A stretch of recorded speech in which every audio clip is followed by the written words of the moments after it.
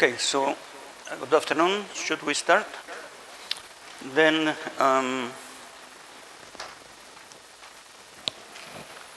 the situation we had is we were assuming we have a function D with all these properties, and then we wanted to prove that it is the cost function associated with some production function. And we proposed a candidate. So we define the function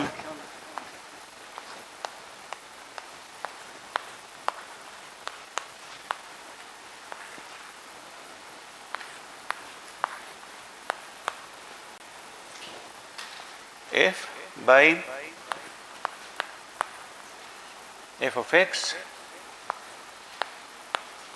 equal to the maximum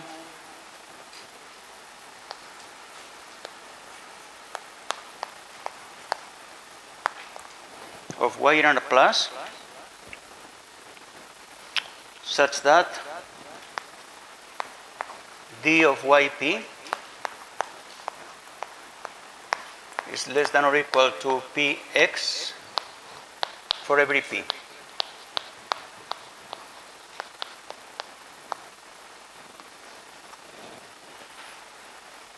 And we saw that this function is well defined and very nice. It's quasi-concave, non-decreasing, and upper semi-continuous. But now we want to see that the cost function induced by this production function is precisely D.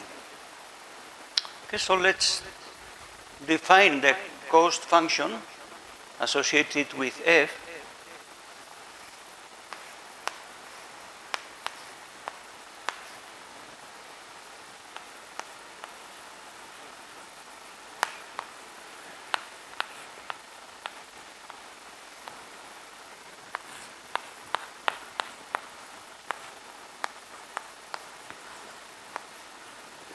And let's compare it with D. We will see that it is D. Okay?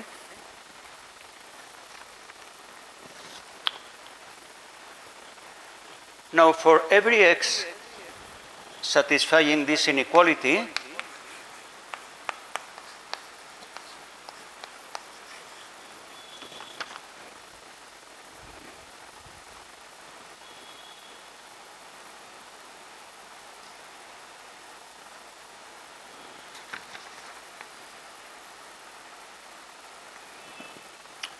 because y, f of x is the maximum y satisfying this condition.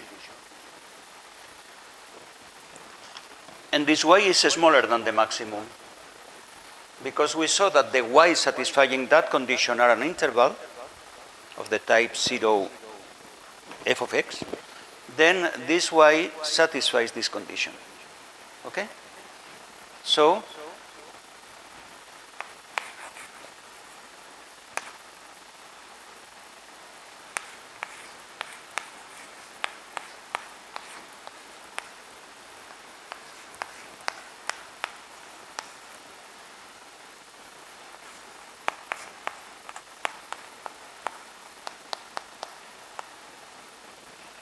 is this clear?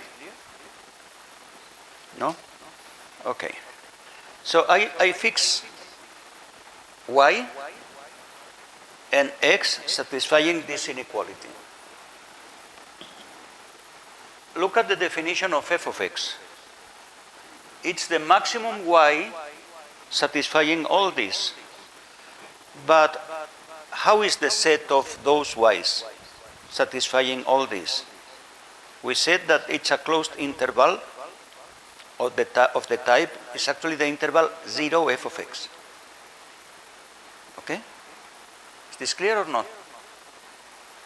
No, it is. Then if you don't agree, I will do my best to convince you. Okay? So, first of all, you accepted that it's a maximum, so it's a real number. Okay? So I'm sure you agree that if y I mean, I consider the set of y's satisfying none of these. So let y be, x is fixed. Let y be such that all these conditions hold.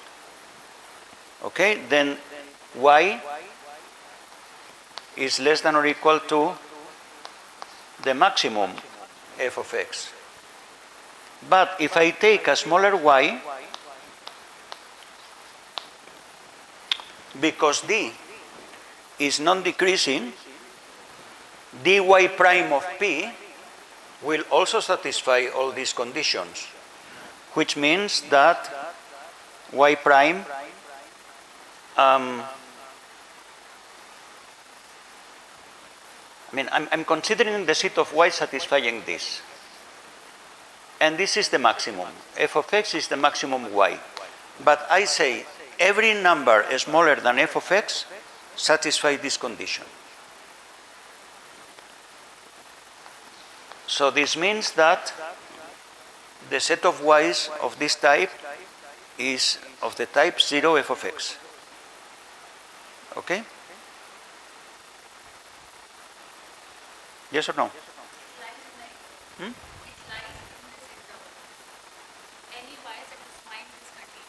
Yeah. Any y satisfying this condition lies in the interval. And if y does not lie in this interval, does not satisfy this condition because it is greater than the maximum y that satisfies this condition. Okay, so this is an interval, 0 f of x. And I hear one of those y's in this interval. Then it satisfies all these conditions. That was the argument.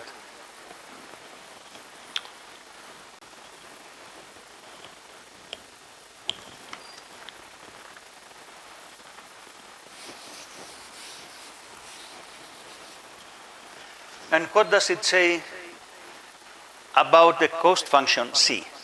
C of yp. Look at the definition of c of yp. Is the minimum px under this constraint. And we have just seen that every x satisfying this constraint has that for every p we have this inequality. So for the minimum p, which is the cost, we will have this inequality. Okay, so we have that c of yp is greater than or equal to d of yp. And this is true for every y.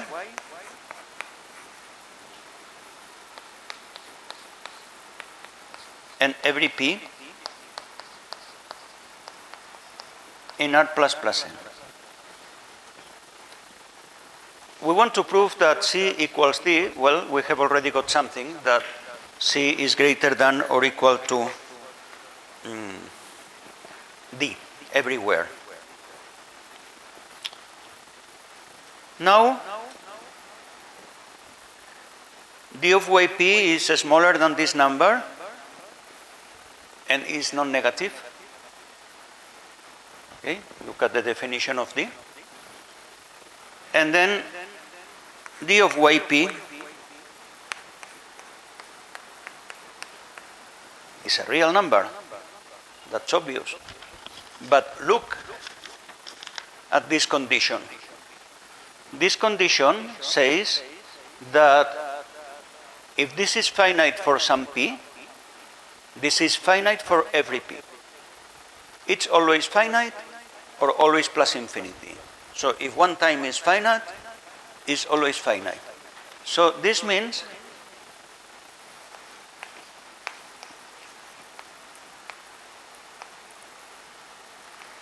that this function is finite valued everywhere.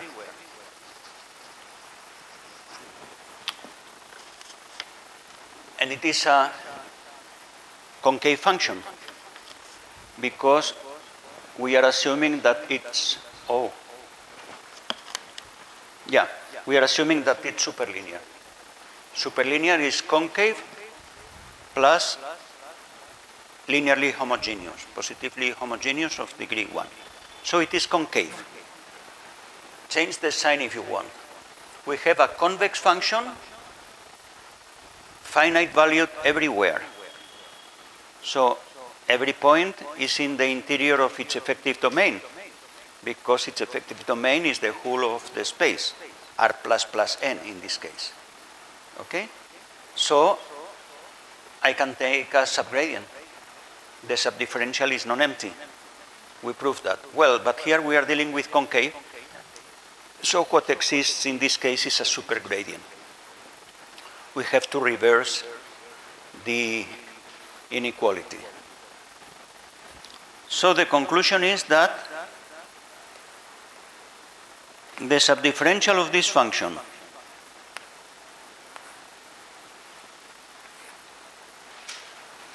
at P is non-empty.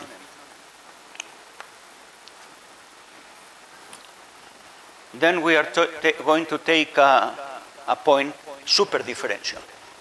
Okay? Let's write delta bar to distinguish superdifferential from subdifferential. It is non-empty, so let's take an element here.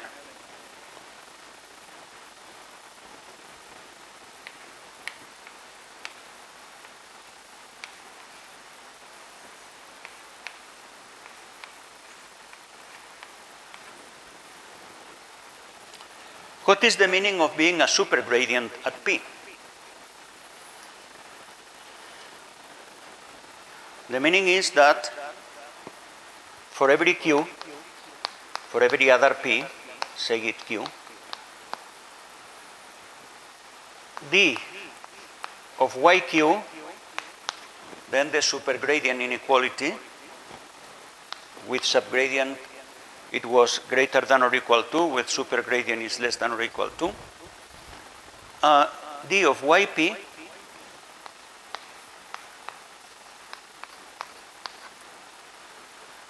plus Q minus P inner product Z. Inner product is symmetric, so I can write whichever order. Okay? Let's write it in an equivalent way. B of YQ minus QZ less than or equal to d of YP minus PZ. P is fixed, but Q is arbitrary. I cannot take Q equals 0 because prices are strictly positive. But I will take first Q equal twice P and then Q equal 1/2 P. So if I take Q equal twice P, replace Q by 2P here, and remember that D is superlinear. So it's positively homogeneous of degree 1.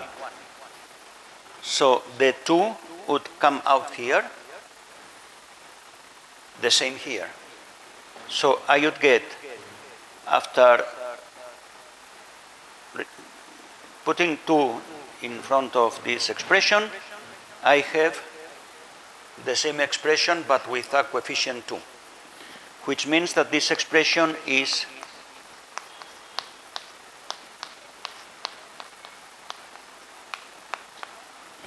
less than or equal to 0. Do you agree? I mean, twice this right-hand side is less than or equal to the right-hand side. So the right-hand side is less than or equal to 0. But now, as I said, I cannot take Q equals 0, but I can take Q equal 1/2 P. And then in the same way as 2 was a common factor, it came out because of positive homogeneity of D, etc. Now it's the same but with 1/2. So now I get that 1/2, the right-hand side, is less than or equal to the right-hand side, which means that the right-hand side is non-negative.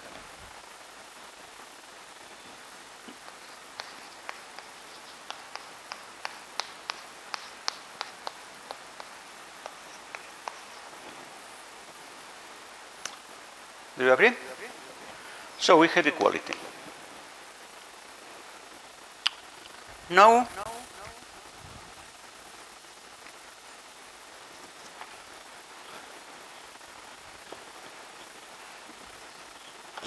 I consider f of z.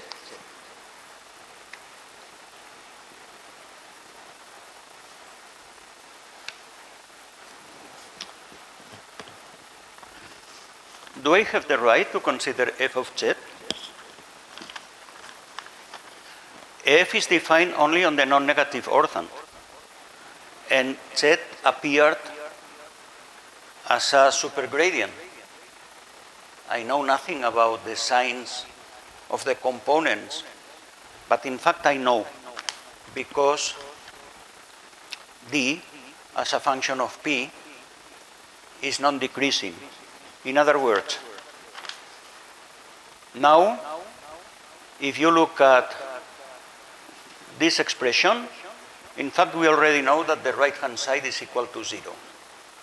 Okay, but this is not a problem. Then consider any q and multiply it with an arbitrarily large lambda, or let's say, no, it's better to say the following. Consider the vector for I from 1 to n. Consider the unit vector I.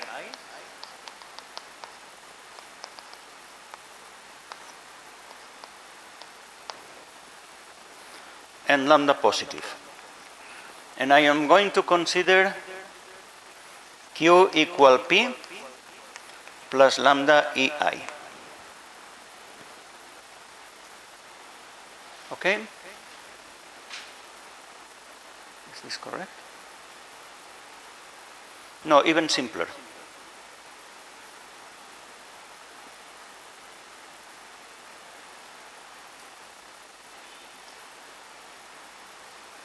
I don't need to consider any lambda.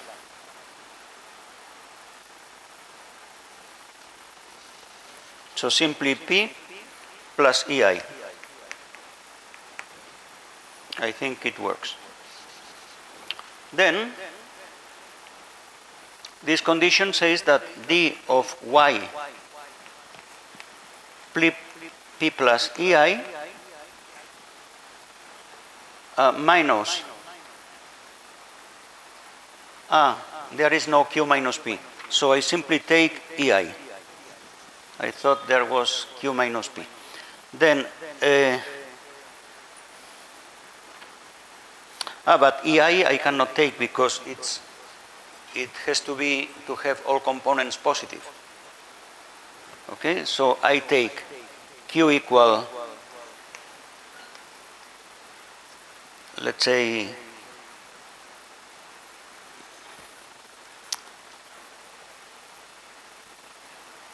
epsilon, the sum of all the ej's, plus ei.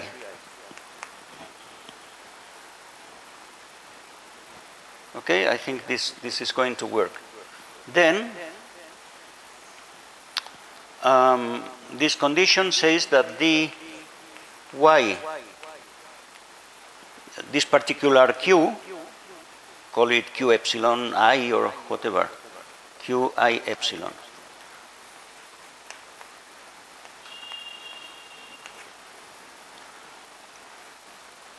minus this q, which is epsilon sum of ej times z, is the sum of the components of z, plus ei times z is the ith component of z. and this is greater than or equal to 0. Okay? The function d takes only non-negative values. Then I have that zeta plus epsilon, etc., is greater than or equal to 0. Epsilon is an arbitrary positive number. Let it go to 0. Then this expression disappears. So we get zeta greater than or equal to 0. So this proves that the vector Z has non-negative components. Do you agree? So I can consider it to be an input vector. Belongs to R plus n. Is this clear?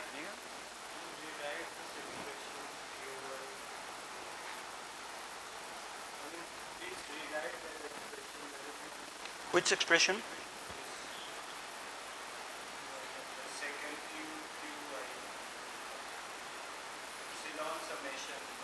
Yeah.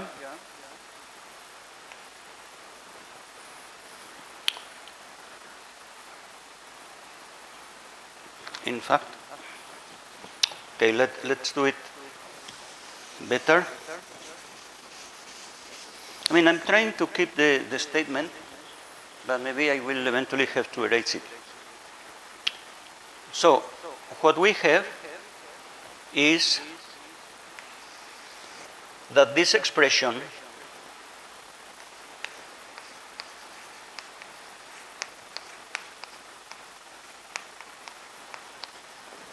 is less than or equal to that, which is 0, as we saw, for every q. Okay? And now I want to use this property to prove that all the components of Z are non-negative. So I consider one component I, the corresponding unit vector EI, and epsilon positive. And then I consider the vector which I call QI epsilon, which was epsilon times the sum of the EIs, which is strictly positive. It's the vector with components epsilon, epsilon, epsilon everywhere, plus, or let's write J, because we have fixed I, plus EI. Then this inequality, which I can write in the way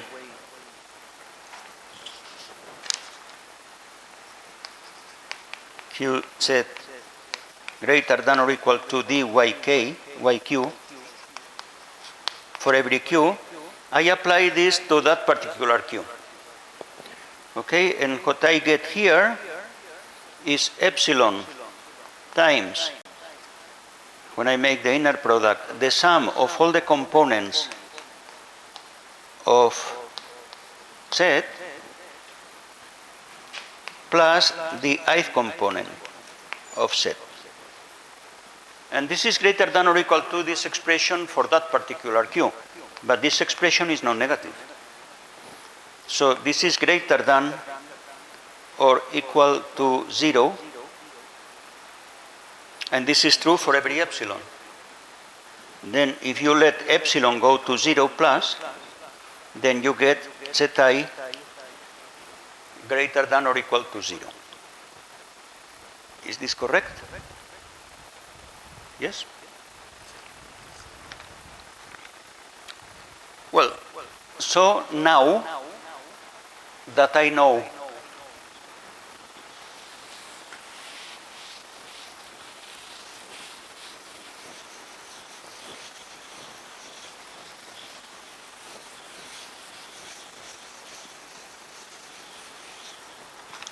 that Z is in R plus n, has non-negative components, I am allowed to consider f of z. F was only defined on the non-negative ortho. So without knowing that it is non-negative, I don't have the right to write P of x, P of f of z. But now, look at this expression, which we have just used. It says that for that particular z,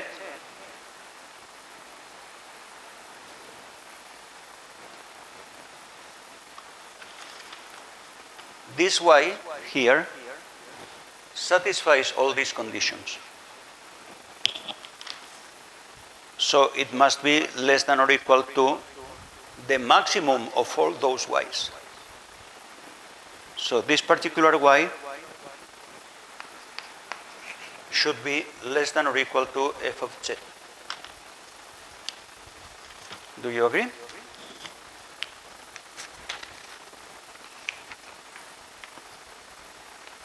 And now, because of this, the cost of producing y under the prices P is less than or equal to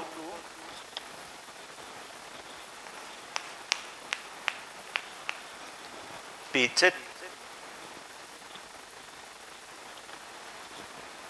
in view of the definition of the cost function.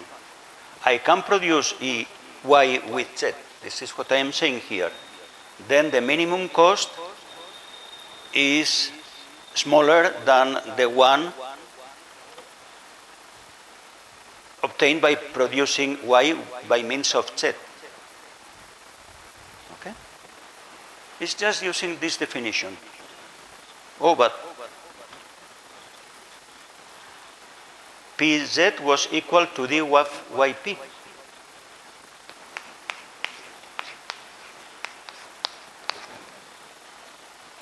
Finished. Okay, we had the opposite inequality. So we have equality.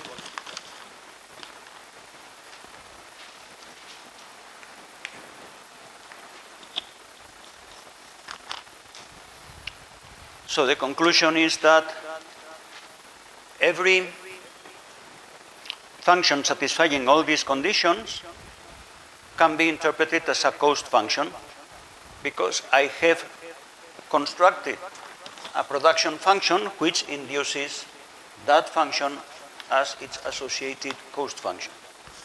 So these properties here are characteristic of cost functions. Every cost function satisfies all these properties. Every function satisfying all these properties is a cost function associated to some production function, which is not unique. But I was able to produce one. If you have a production function, but you didn't tell me, but you simply told me the cost function. Since your cost function satisfies all these properties, then I can apply this construction, and I will never be able of obtaining your f, your production function, but I would obtain an equivalent f, another production function which produces the same effects as yours in terms of minimal costs. Okay? That is the idea. So if you want, now I can try to make an exercise to illustrate this result. We can consider Cobb-Douglas functions.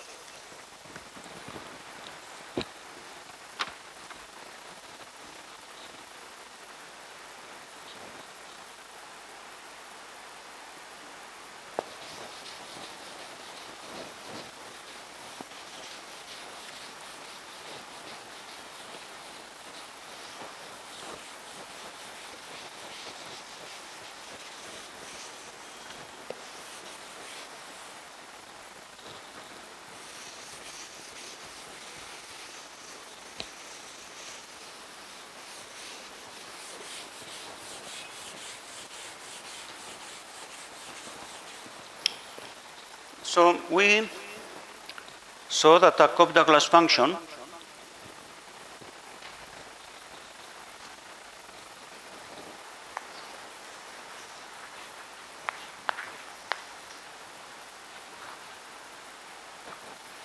is a function of this type.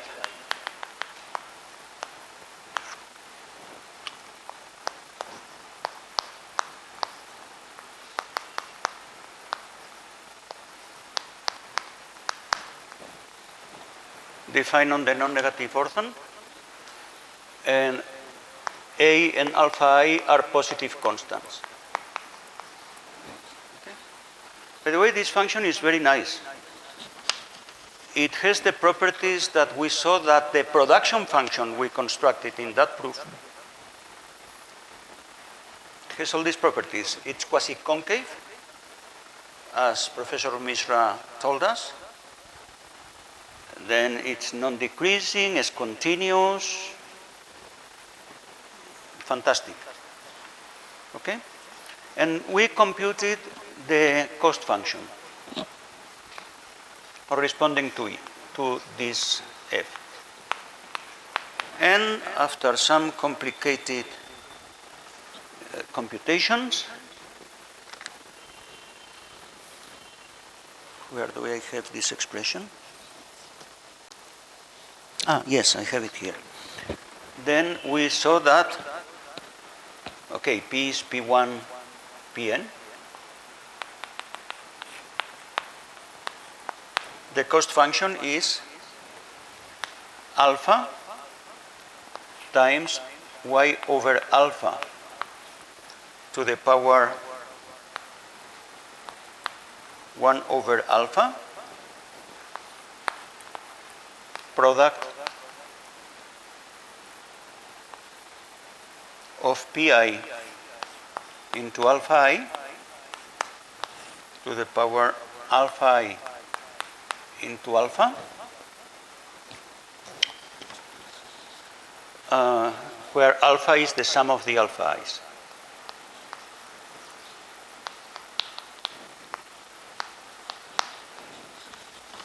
We could try to apply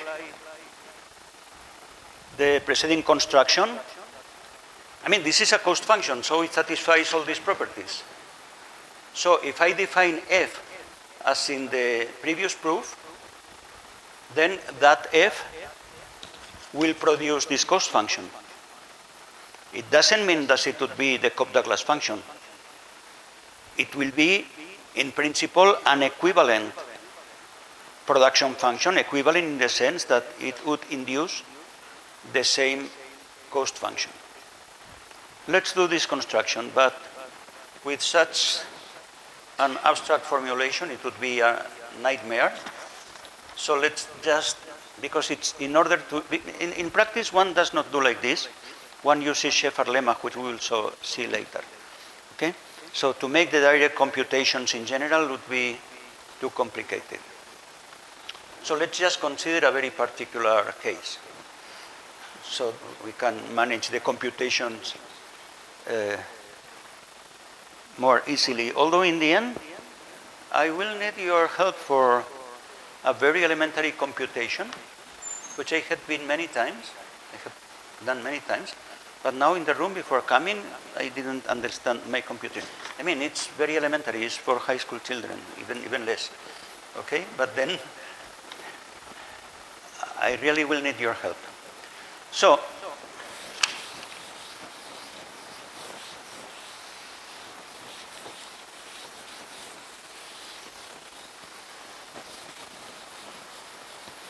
to make things easy,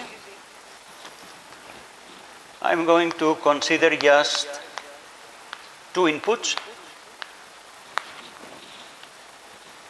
A equal to 1, alpha 1 equal 1/2, and alpha 2 power 1/3. Then, well, it's a pity that I erased the expression for the cost function, but if probably you have it there. Then the cost function of y P1, P2 according to the general expression I just erased, is alpha, the sum of the alpha i's, 1/2 plus 1/3, which is 5 into 6,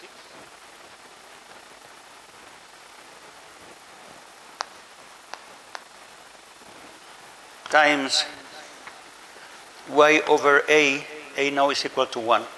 So y to the power 1 over alpha, this is alpha, 5 over 6, so 6 over 5.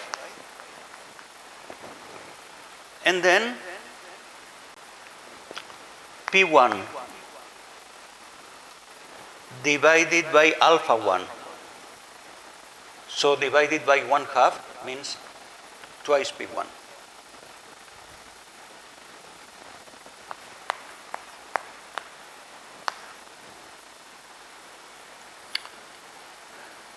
To the power alpha 1 divided by alpha. Alpha 1 is 1/2. Alpha is 5 over 6. So this is 3 over 5.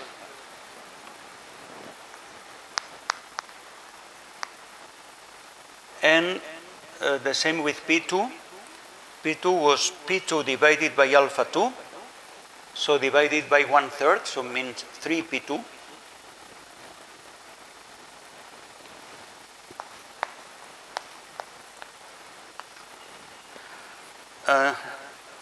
And the exponent here is alpha 2 divided by alpha, which is 1/3 divided by 5/6, so 2 over 5.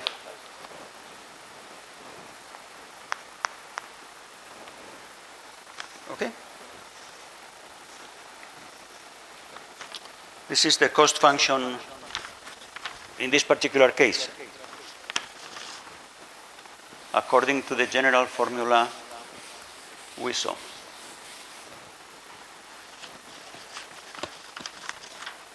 Then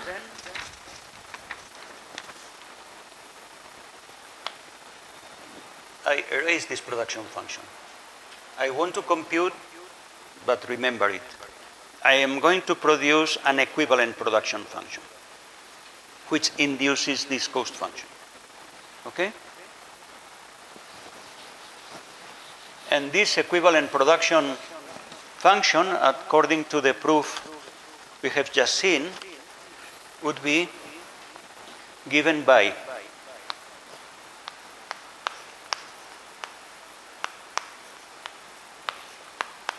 f of x1, x2 equal to the maximum over y in R plus. So now C is our D there. I mean, you have given me this function. You have not told me that it is the cost function associated with Jacob-Douglas. You just give me this expression. And then I say, oh, nice. This function C satisfies all the conditions. Then if I compute a function f of x but by that formula, then the cost function it will induce will be that function. But it doesn't mean, let me insist, that this will be the Jacob-Douglas function. So the condition in this definition now it is C of y P1, P2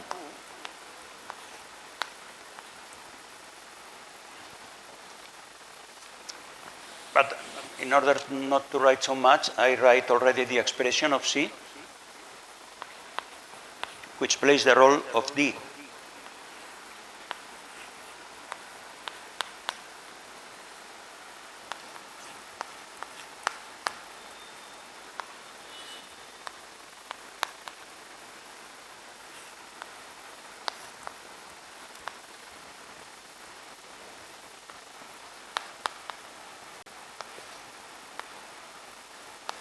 Less than or equal to P1 x1 plus P2x2. So that's the general expression we used in the previous proof, but in this particular case, when D is this function. So I have to compute this maximum. So I have to maximize over y. Okay? So let us consider this maximization problem.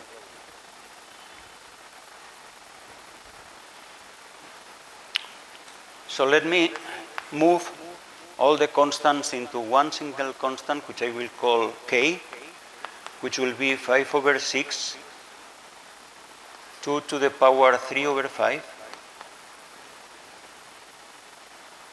and 3 to the power 2 over 5. Okay.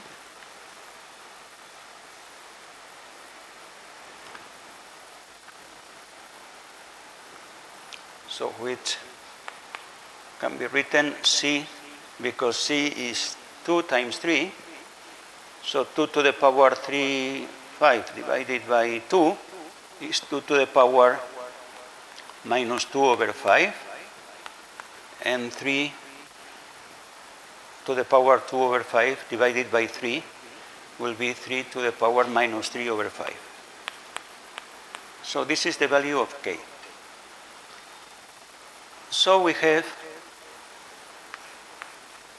the problem we have to solve is k y to the power 6 over 5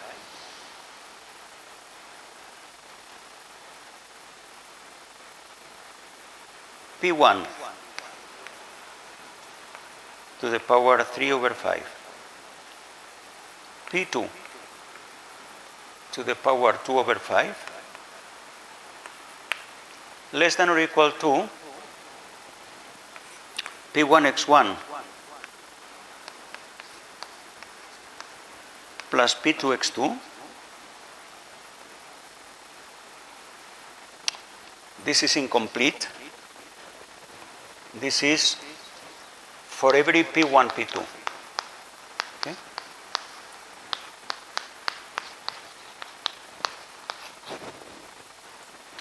That was the definition. So I have to maximize y under infinitely many constraints.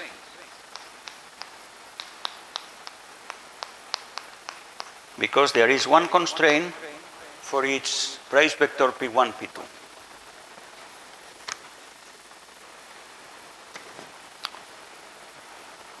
So this means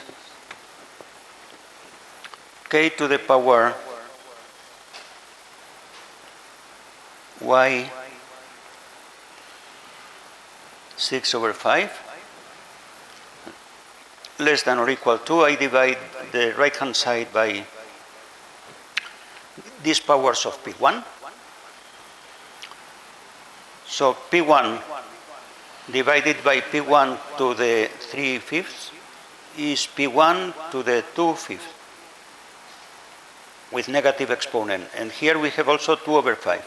So this gives P2 over P1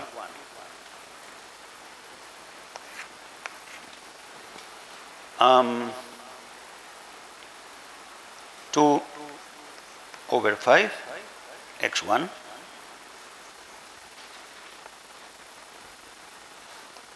plus the same here, P2 divided by P2 to the power 2 over 5 is P2 to the power minus 3/5, which together with this P1 would give, but I don't think it is correct. So P1, no, here is P1 over P2.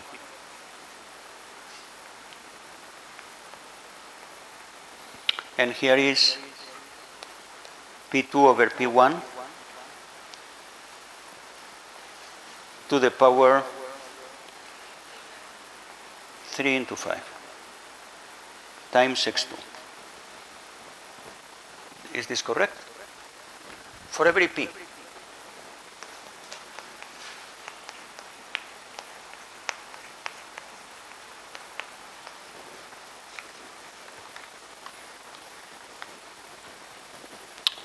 So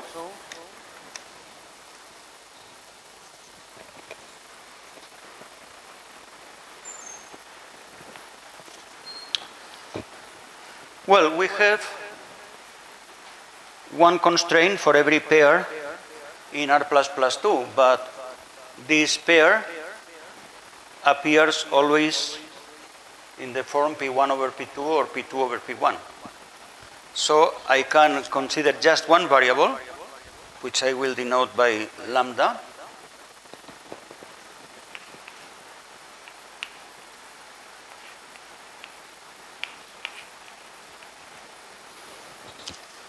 So now the constraints are parameterized by just one real number instead of by two. Well, now I think it's time to erase all this.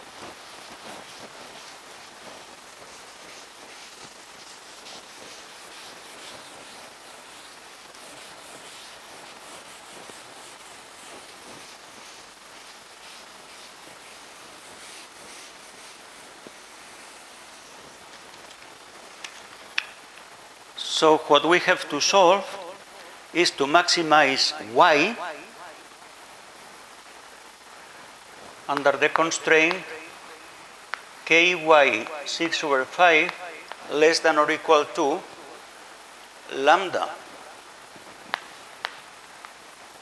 to the power 2 over 5 x1 plus 1 over lambda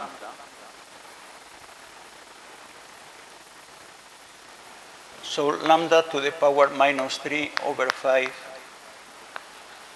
x2 for every positive lambda.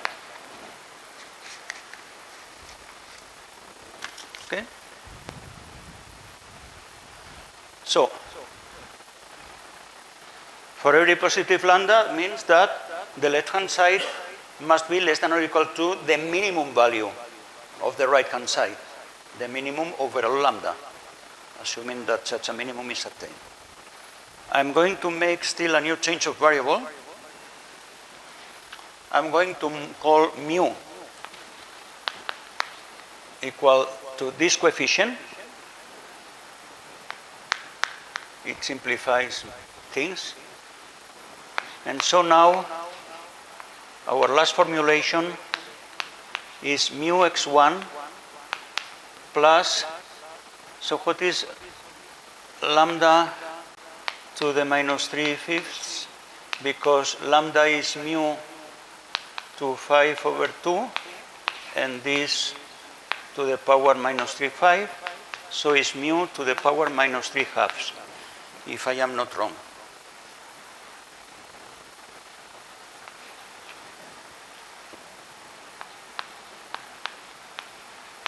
And this is for every mu, strictly positive.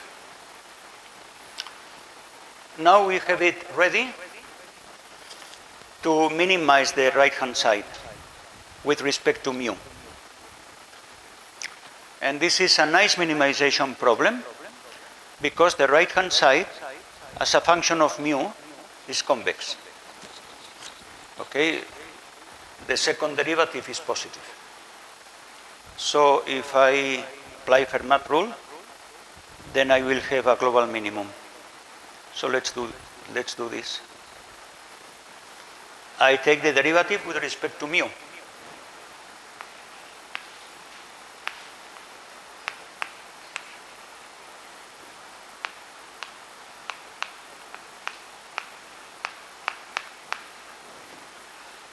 And I solve for mu. This is the optimal mu in the right-hand side, okay? Because our function is convex, every stationary point is a global minimum. Then mu is, I don't have it here, okay. It's 1 over x2, but there is a minus here, and 2/3. So if I am not wrong, it should be, but I will be wrong for sure because I'm very bad on these computations.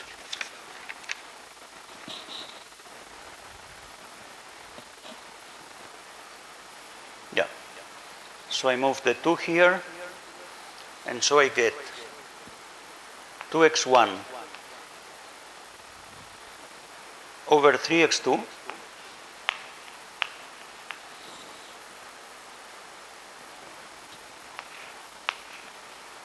to the power minus 2 over 5. Is this correct?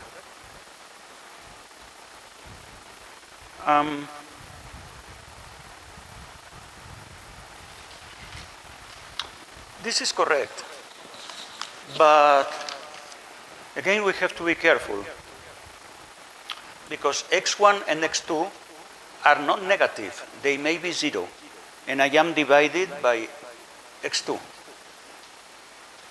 So I have to consider separately the case when x2 is 0. But if x2 is 0,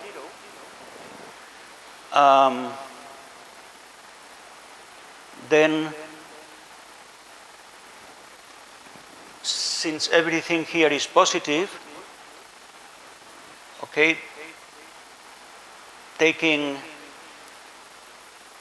this simply implies that the maximum y is equal to 0.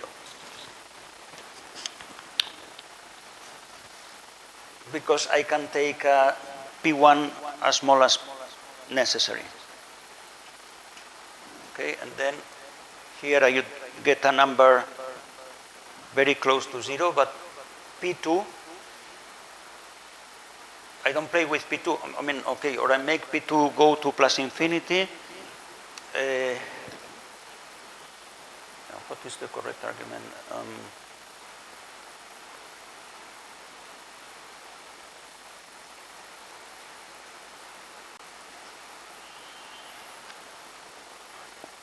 Yes, if x2 is 0, this term disappears. Then I can make P1 as small as I like for our given x1. And then I would have this less than or equal to an arbitrarily small number, which means that this must be equal to 0, so y would be equal to 0. So I have to consider separately the case when either x1 or x2 are maybe 0. And in that case, f of let's say 0x2 or f of x1 0 would be equal to 0. This can be considered separately without all these computations. Okay, so this is mu. And then all these conditions reduce to one condition.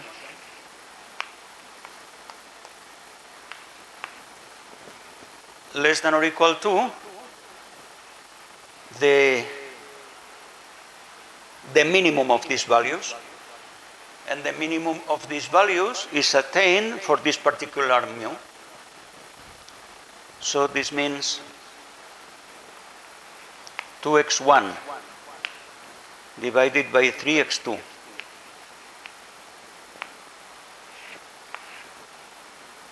minus 2 over 5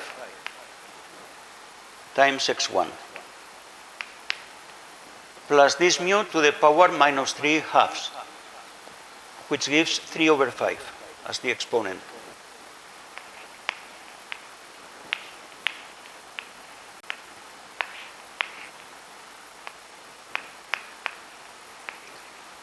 x2. Okay? So now I had the problems I told you, but I think I have solved it meanwhile. So I think I will not need your help. Then we have to solve for y.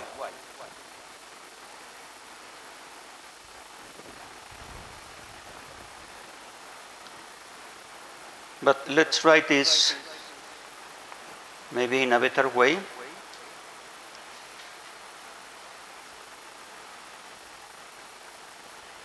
So here I have x1.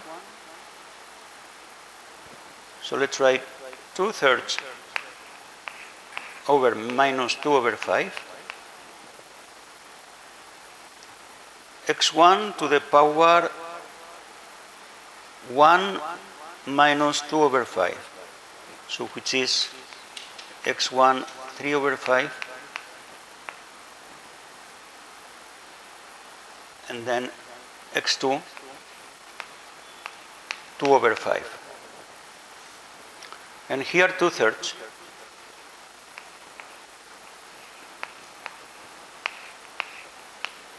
Over 5, x1 3 over 5 times x2 1 minus 3 over 5, which means 2 over 5. Fantastic, because it's the same as here. So I get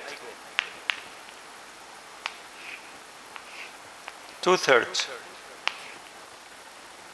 to the power minus 2, 5, plus again 2/3 to the power 3 over 5, x1 3 over 5, x2 2 over 5. So y to the power 6 over 5 should be less than or equal to that number divided by k. What was k? K was this. So I have to put 1 over k in the right hand side. So 6 over 5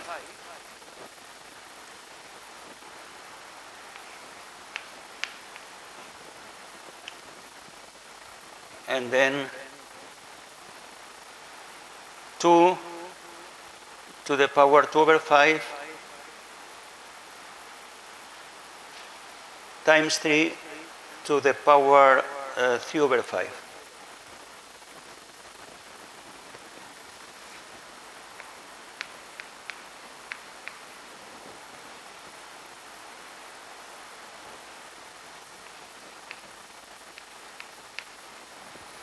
Times all that.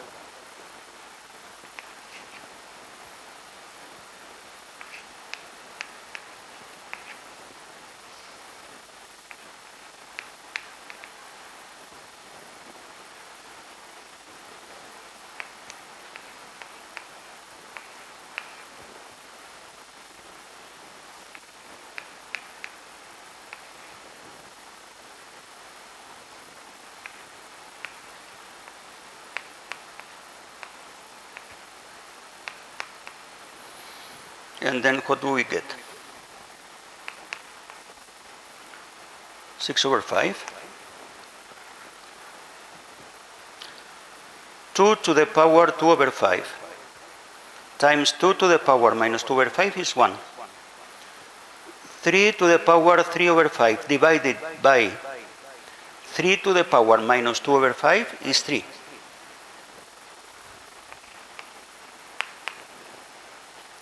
Here.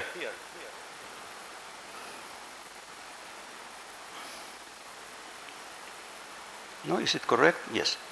I mean, 2 to the power 2 over 5 multiplied with this power of 2 gives 2. And this power of 3 cancels out. So it's wonderful.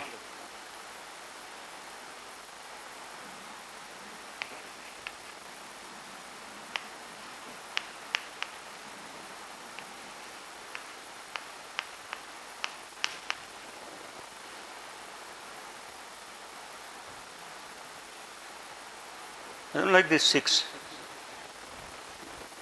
This 6 must be a mistake.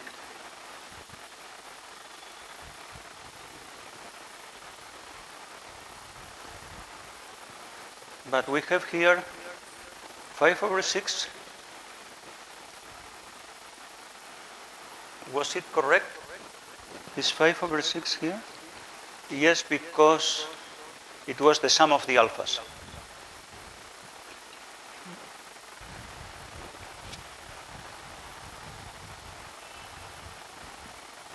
But it should disappear sometime.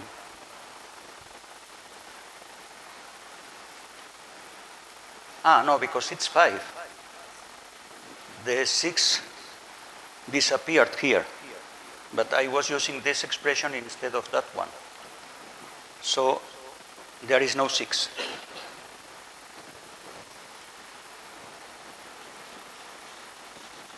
Should be 1.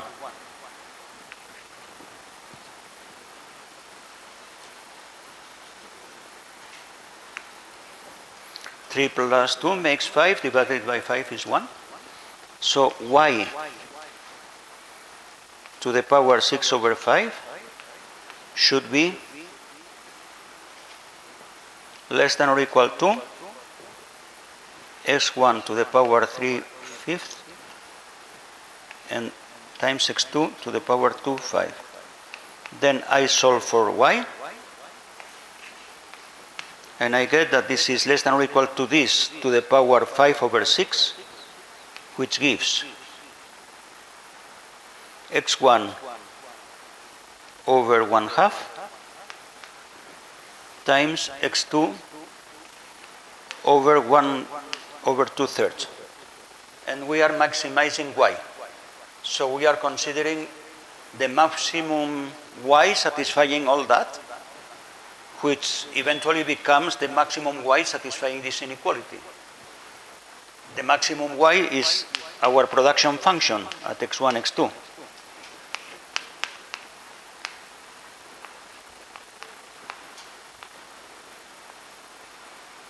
No, it's so 2, 5, 5, 6 is 1/3. Okay.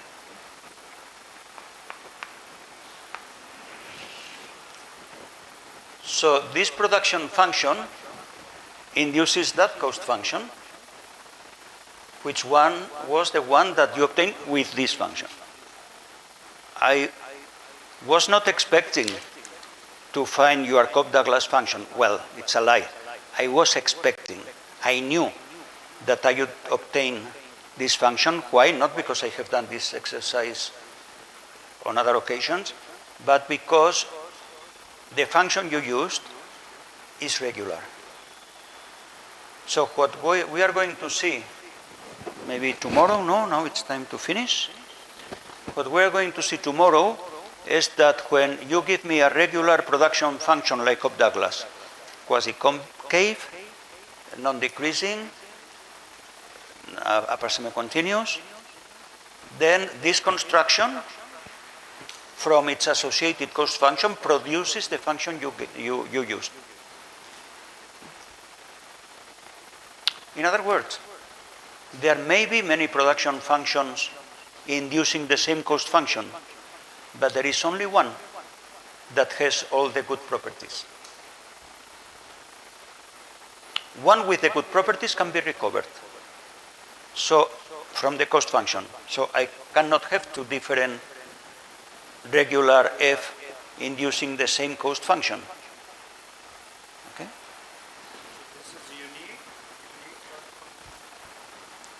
This is the unique production function. We are going to see this in detail. This is the unique production function with the good properties. Quasi-concave, non-decreasing, and upper semi-continuous. Okay? So I knew that I would obtain a function with these properties because of the theorem. But